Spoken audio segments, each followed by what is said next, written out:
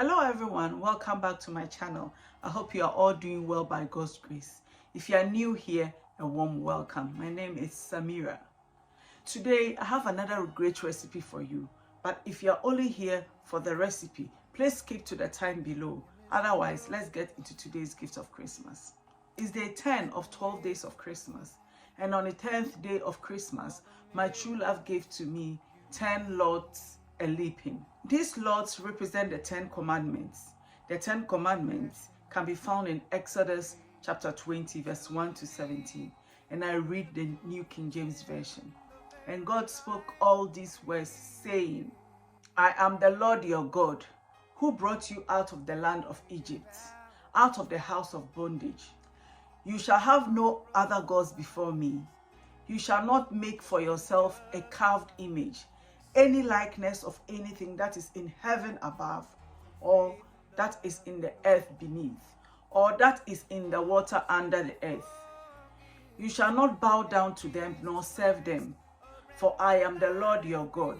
I am a jealous God, visiting iniquity of the fathers upon the children to the third and fourth generations of those who hate me, but showing mercy to thousands, to those who love me and keep my commandments.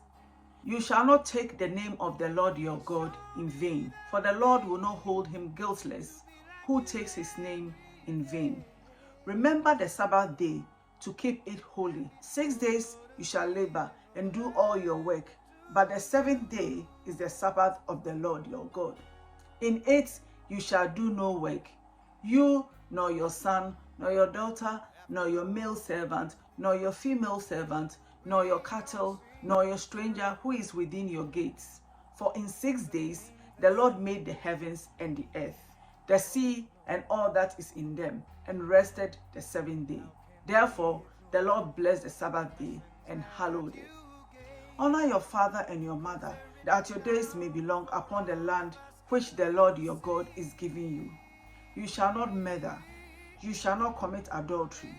You shall not steal. You shall not bear false witness against your neighbor. You shall not covet your neighbor's house. You shall not covet your neighbor's wife, nor his male servant, nor his female servant, nor his ox, nor his donkey, nor anything that is your neighbor's. In the New Testament, when Jesus was asked what the greatest commandment was, I presume the scribes thought Jesus would commit and choose just one of the commandments. But we all know that Jesus is the Word, and so of course his answer was perfect. Matthew chapter 22 verses 35 to 40, the New King James Version says, And one of them, a lawyer, asked him a question, and saying, Teacher, which is the great commandment in the law? Jesus said to him, You shall love the Lord your God with all your heart, with all your soul, and with all your mind. This is the first and greatest commandment. And the second is like it. You shall love your neighbor as yourself. On these two commandments hang all the law and the prophets. So basically, if you review the 10 commandments, you will find that it is categorized into two. First half deals with God, and the second half deals with your neighbor. So let us endeavor to always put God first and consider our neighbors in light of the commandments. Love your neighbor as yourself. Thank you for listening, and God bless you. I wonder what recipe I have for you today. Let's just get into it. I'm sure it will be fantastic. So now let's do this cooking thing. So today I share with you a very simple one, okay? So this is our leftover stew from one of the stews I've shared, I think 2 days ago. So we're going to use it for jollof, right? It is old, it is just old. So I thought to use it for jollof, and I'm going to show you how you can use your leftover stews for jollof, right? So you add a bit more stew because you're going to cook rice in it, and the rice needs some seasoning. So you need to add a bit more salt. You leave it to simmer for a few minutes, right? Once you see that it's boiled or it's simmered nicely, then you add your rice. So I've washed my rice nicely. This is a very quick recipe. We are not wasting time.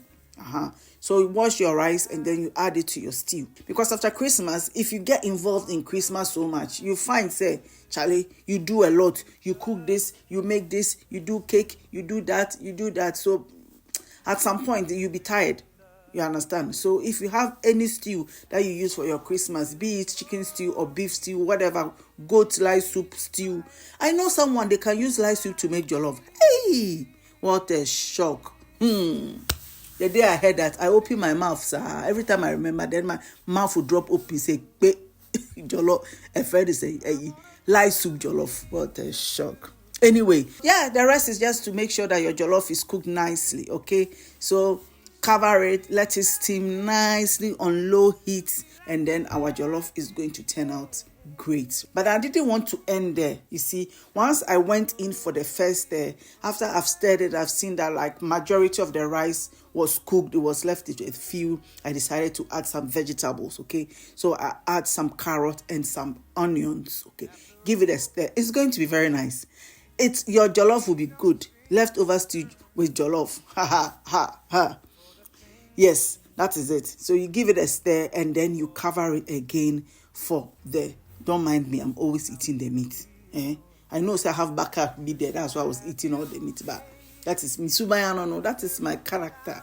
I like eating meat in the food all the time. Anyway, let it steam, let the vegetables you just added become nice and soft, and then you are good to go. Actually, you're not good to go. Add the rest of the vegetables, the red and green peppers. If you have any other, maybe spring onions, anything you can add. And I had some plantain there. So I decided to fry and add it to it. To revamp the jollof, for the jollof to be zazazaza, va va va va voom. Just say, the jollof was good. So give it a stir, cover it, let it simmer for 5 to 10 minutes on low heat, and then your jollof is ready. The jollof is ready. So that is it. Very simple, using your leftover stew to make jollof. And this one was no other leftover stew. It was that special Christmas Day recipe jollof stew. It was amazing. Yeah, I served it with some grilled chicken, roasted chicken, then chicken. Why? Thank you all for joining me. You are all amazing. I appreciate each and every one of you. Thank you.